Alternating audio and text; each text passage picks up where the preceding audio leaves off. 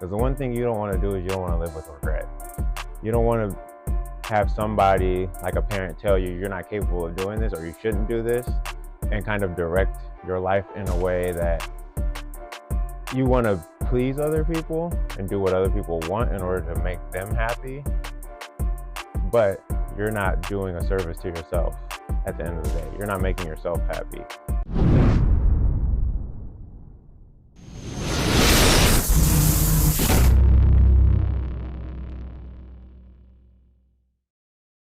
What's good, YouTube? I just want to thank you for watching and subscribing to the page. Whoo, this is going to be a good one. You're going to love this one. So I thank you. Enjoy the show. OPO, other people's opinions. I will say this one's always been a tough one for me. Me as a person, I care what other people think. More so the people in my life who are of value to me, who I love, who are aiding in my life in some way, shape, or form, whether it's a family member, a friend, kids, anything like that when it comes to life.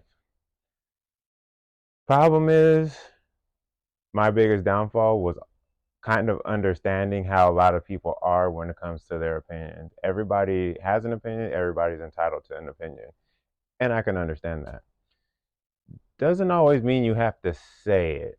Doesn't mean you always have to speak everything that you want to say just because it comes into your head. And for the person on the receiving end, you don't always have to truly listen, or you don't have to truly act on somebody else's opinion of who you are as a person, what it is you're doing, your vision, and things of that nature. Because the one thing you don't want to do is you don't want to live with regret. You don't want to have somebody, like a parent, tell you you're not capable of doing this or you shouldn't do this, and kind of direct your life in a way that you want to please other people and do what other people want in order to make them happy, but you're not doing a service to yourself at the end of the day. You're not making yourself happy. If your parents were to tell you, hey, I want you to go to college simply because we didn't go to college, we built this life and worked hard for you so that you can go to college because the college degree is going to get you further in life. And that's not truly what you want to do. You may want to build a business. You might want to do a trade. Might want to be a stay-at-home parent at the end of the day.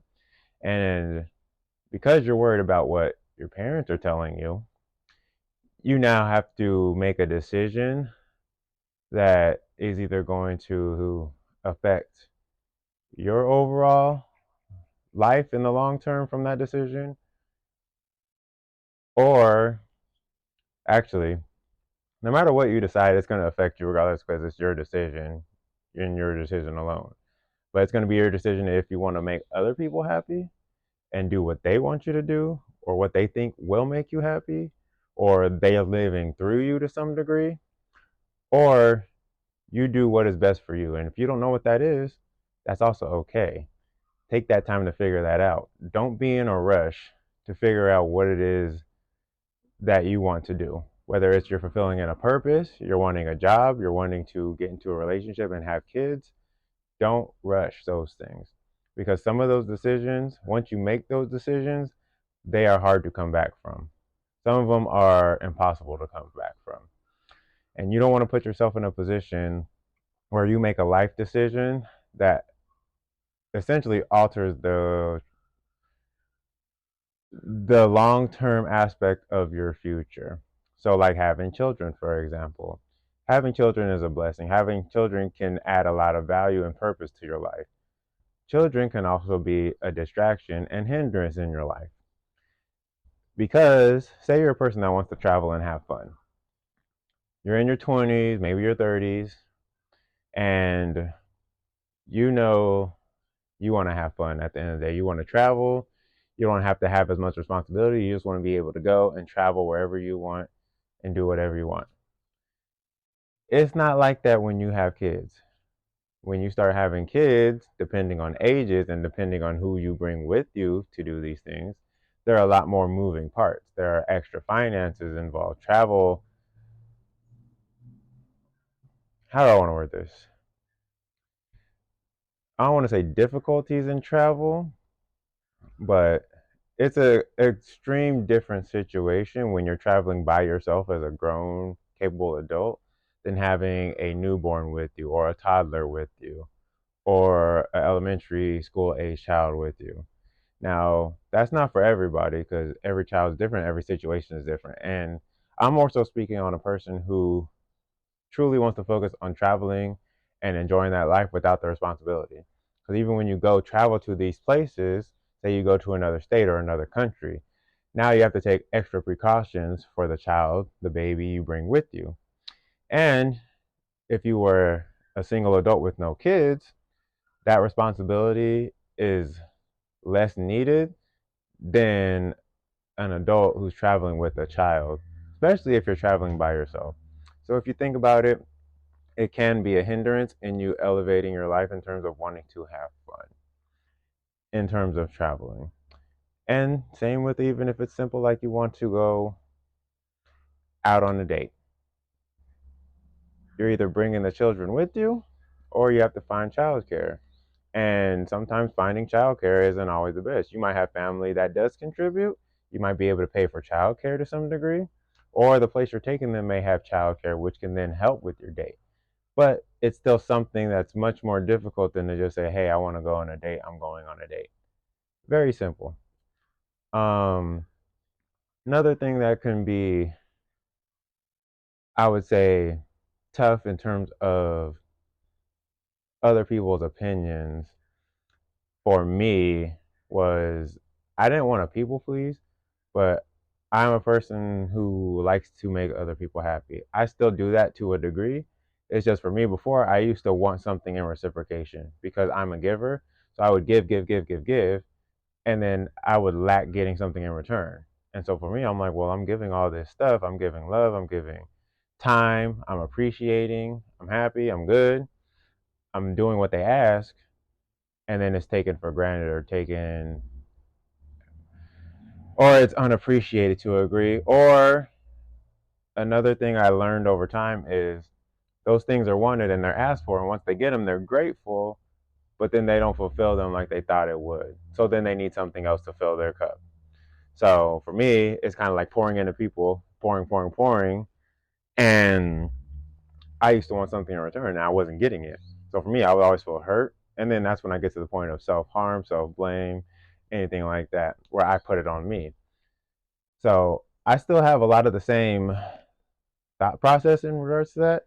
It's just when I take the responsibility of that now, or as a form of being a victim, where it's like, oh, it's me, it's my fault, and beating myself up. Now it's like, it is my fault. I'm responsible for this. But at the same time, I'm not responsible for what that person on the receiving end is going to do with it. I did what was asked of me. I did what would make the other end happy, or what I thought I would do to make somebody else happy, putting myself out there and making the extra effort. Now, if the person on the other end is not happy with that or does not feel fulfilled, I had to understand over time it is not on me.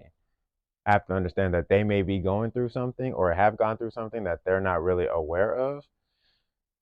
And sometimes you just gotta accept it for what it is. You can't control people. You can get on somebody for it. You can be upset with it at the end of the day. But who's that gonna help? Is that gonna help the situation or is it gonna make it harder? So for me, I take responsibility in a lot of ways in regards to, okay, I understand my thoughts and feelings, my values, and everything for me are mine and mine alone. And not everybody's going to understand and accept that, and that's okay. With that comes being in a place where I understand I'm going to take the risk of being alone by sticking to my values, setting my boundaries and limitations, because I don't want to be influenced anymore by other people's opinions of what people think I should be, where I should go, what I should do, how I should live my life. If my life is to be of service to other and to fulfill my God-given purpose, that's what I'm going to do. And my number one priority is to be a parent. So when it comes to some of these values that I have, if people aren't aligned with that, especially people who are consistently in my life, I have to limit those interactions. And sometimes it sucks and sometimes it hurts because these are people I really want to interact with and grow with and build with. But I have to understand where they are at and what they are going through in their lives at the end of the day, whether it's through mental health, physical health, their time, their finances, their traumas, what they are going through on their own, I have to understand that everybody is going through something. And that's what I want to tell other people. Everybody is going through something. You are not alone. You are never alone. Somebody is always going through something, regardless. Doesn't matter if it's better or worse, somebody is always going through something. So it's not always fun that when you're there for people, other people aren't there for you. It's not fun that when you really want that time, you want that support from other people, that they're not able to give that to you like you were for them. Understand that everybody goes through things in a different way. Everybody heals in a different way.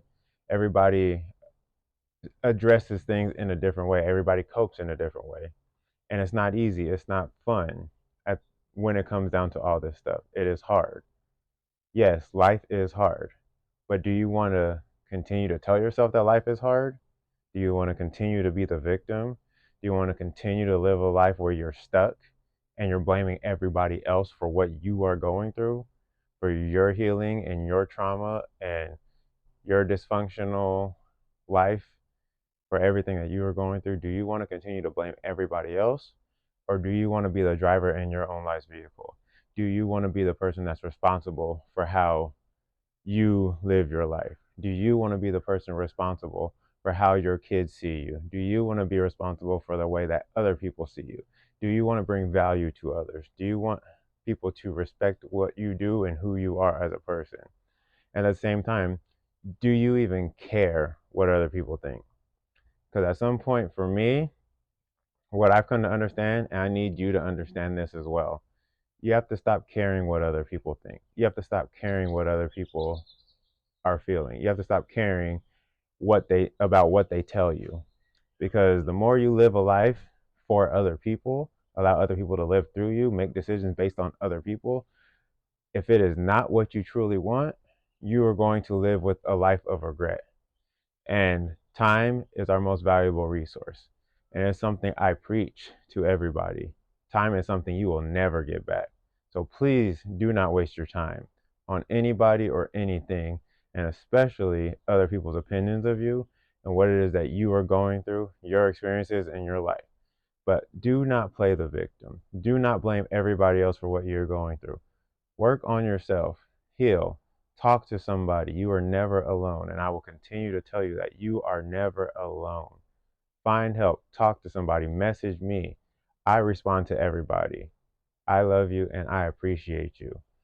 You are not alone. Don't listen to the noise. Do not be a victim.